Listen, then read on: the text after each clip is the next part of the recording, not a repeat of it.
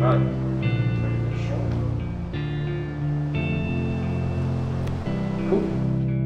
name is Brad Wilson. I'm with Harris County Emergency Corps, and I'm the team paramedic for the Houston Texans. Roland Ramirez, Director of Player Care and Sports Medicine, Head Athletic Trainer for the Texans. In high school, I knew I wanted to go into sports medicine. I discovered athletic training.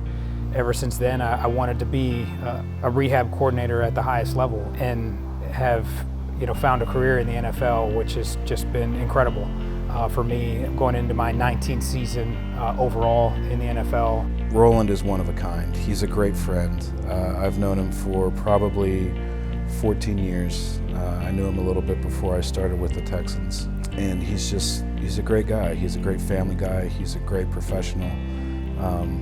He's just a terrific human being.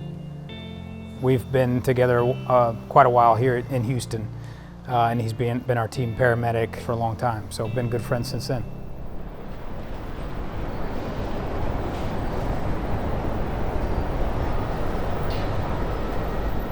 Depending on the trips, I mean, sometimes we get together, we'll grab a bite to eat, go hang out for a little bit, after treatment session. It just depends on what's going on with the team. Every once in a while, we'll hang out, outside of just the norm, for us, and just to kind of relax a little bit before game day the next day.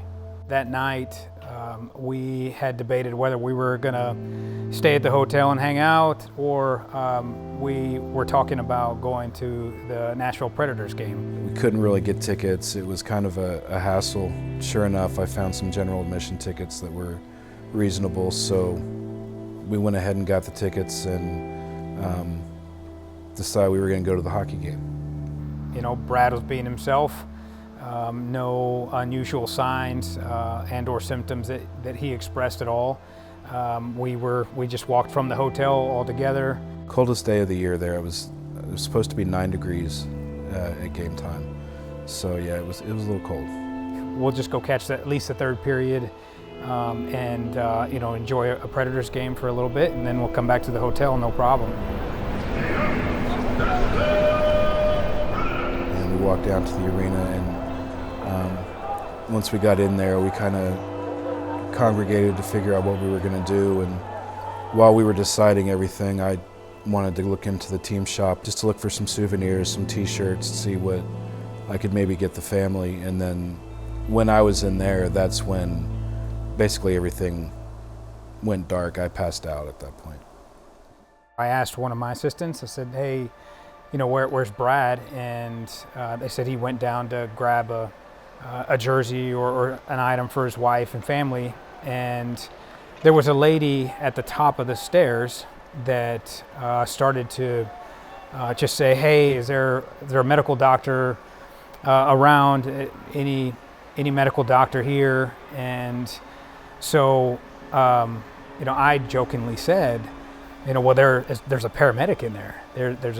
Because I knew, our team paramedic was in there, of course, and so I said, well, there's a paramedic in there, and she continued to ask for a doctor, and I thought it was a little strange just because there was really no commotion in the store. We kind of scurried over a little bit, wondering what was going on, and then I noticed Brad. Brad was the one that had collapsed and was on the floor.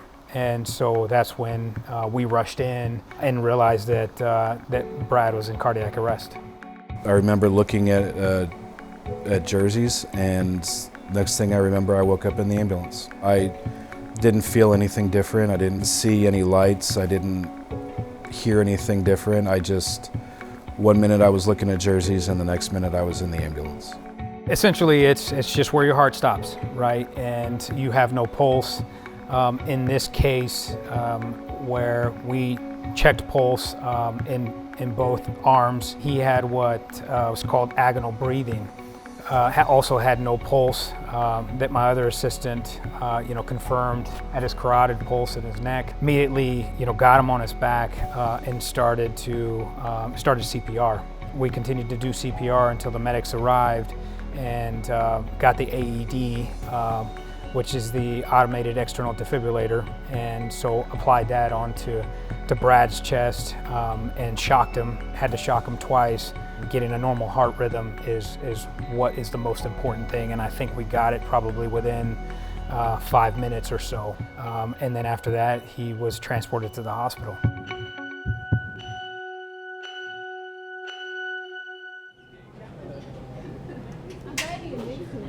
Just smile and keep Brad big hug. So we're gonna go up the back elevator.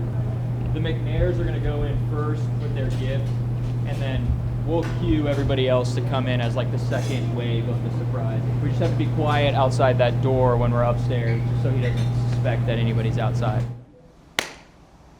Yep.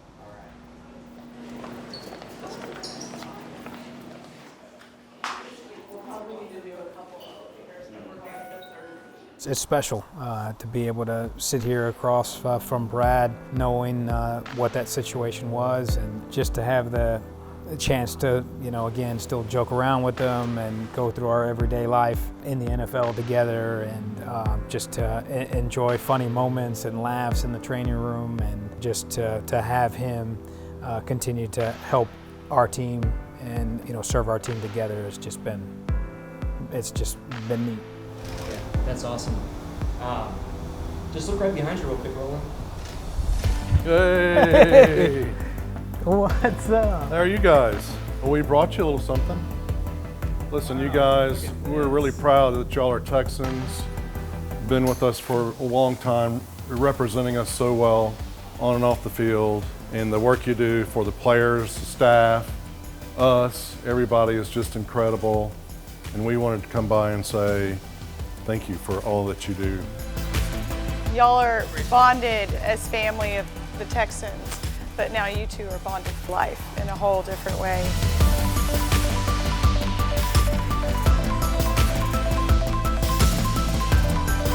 Roland is one of the greatest guys I know. Roland's my brother now. You go through an experience and we've both shared something that not a lot of people can actually share. He saved my life and I love him for it. I mean, like I say, he's my brother now.